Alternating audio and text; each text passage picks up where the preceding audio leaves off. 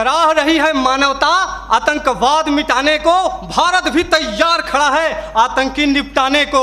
जब भी बड़ा है पाप धरा पर, हमने ही बोझ उतारा है। हम राम कृष्ण के वंशज हैं जिसने रावण और कंस को मारा है।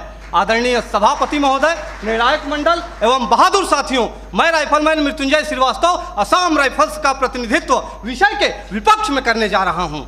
मानव अधिकार महोदय, इस शब्द को सुनकर मेरे मन के दो बिंदुओं के मध्य एक दृढ़ विरोधाभास उत्पन्न होता है, क्योंकि या तो इस शब्द की महत्ता और प्रासंगिकता का कोई अर्थ नहीं, और यदि अर्थ है तो हम सुरक्षा बल मानव नहीं, अर्थात जिस मानव अधिकारों की वेदी पर आश्रित होकर पत्थरबाज, नक्सलवाद, उग्रवाद और आतंकवाद के मरण व हरण पर यह मानव अधिकार के ठेकेदार भेड़िया विलाप करते हैं, वे अयोध्या, अक्षरधाम, संसद भवन, ताज, कठुआ, गया और पुलवामा जैसे विध्वंसकारी कांडों पर मौन क्यों हो जाते हैं?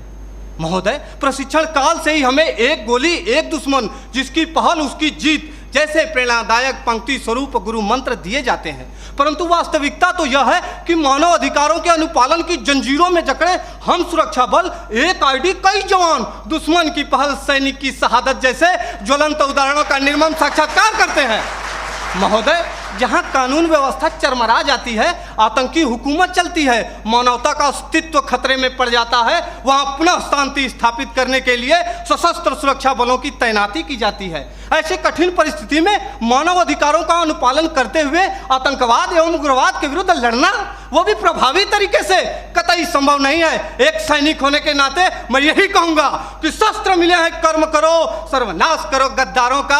आज मानवता है खतरे में, तो क्या करोगे मानव अधिकारों का? महोदय, मानव अधिकारों के अनुपालन का ही नतीजा है कि पश्चिम बंगाल के एक छोटे से गांव नक्सलवाड़ी से शुरू हुआ नक्सलवाद हमारे देश के 240 जिलों में फैल चुका था, लेकिन जब सुरक्षा बलों ने उनके खिलाफ कठोर और दंडात्मक कार्रवाई की तो यह सिर्फ 90 जिलों में सिमट कर रह गया है।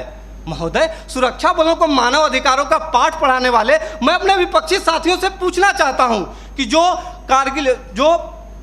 कश्मीर में जो कारगिल युद्ध के बाद पाकिस्तान के लवारिस सैनिकों के शवों को उनके धर्म के अनुसार दफनाया, वो है हमारे सुरक्षा बल, जिन्होंने इसी वर्ष 11 जुलाई को पाक अधिकृत कश्मीर से बहकर आए मासूम बच्चे के शव को प्रोटोकॉल तोड़कर पाकिस्तानी सेना को लौटाया, वो है हमारे सुरक्षा बल, जो कश्मीर के स्कूली बच्चों को दुश्मन की गोलियों से बचाने के लिए बुलेट प्रूफ जैकेट बन जाते हैं और अपने परिवार, अपने समाज, अपने देश के प्रति समर्पण का भार लिए हुए भी जो इस देश में शांति और अमन कायम करते हैं, वो है भारतीय सुरक्षा बल।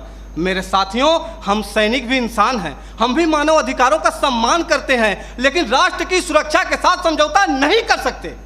महोदय, केंद्रीय गृह मंत्रालय द्वारा संसद में पेश आंकड़ों के मुताबिक वर्ष 2014 में जहां 222 आतंकी हमले हुए, वहीं 2018 में इनकी तादाद बढ़कर 614 हो गई।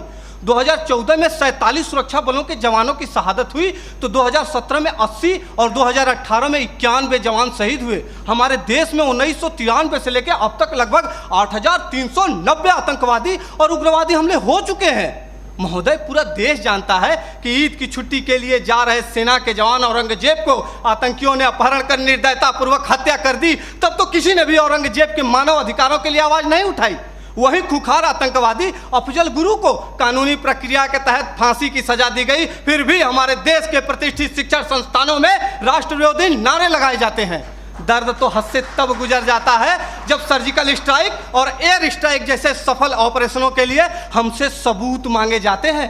हमारे धार्मिक ग्रंथों में कहा गया है कि सीता हरण किया रावण ने, मानवता को ललकारा था, श्री राम प्रभु ने रावण को लंका में घुस कर मारा था। हम उन्हीं राम के अनुयायी सम्रानर हार नहीं सकते, जो रच रहे षड्यंत्र उन्हें क्या घुसकर मार नहीं सकते?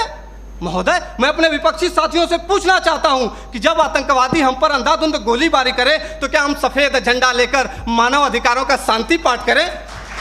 आतंकियों को पनाह देने वाले स्थानीय लोग हम पर गाली गोली और पत्थर बरसाते रहें और हम उन्हें प्यार बांटते रहें? नहीं महोदय, नहीं। प्यार और सम्मान तो वहां बांटना चाहिए जहां से वापसी की उम्मीद हो। महोदय, मैं यह नहीं कहता कि मानव अधिकारों का अनुपालन नहीं करना चाहिए, लेकिन वे लोग जो मानव अधिकारों का दुरुपयोग करके सुरक्षा बलों को प्रभावहीन करने की कोशिश करते हैं, उन्हें कठोर से कठोर दंड देकर उनके साथियों को यह संदेश देना होगा ताकि भविष्य में कोई भी इंसान आतंकवादी, उग्रवादी और नक्सलवादी बनने की हिम्मत ना करे। धन्यवाद। जय हिंद।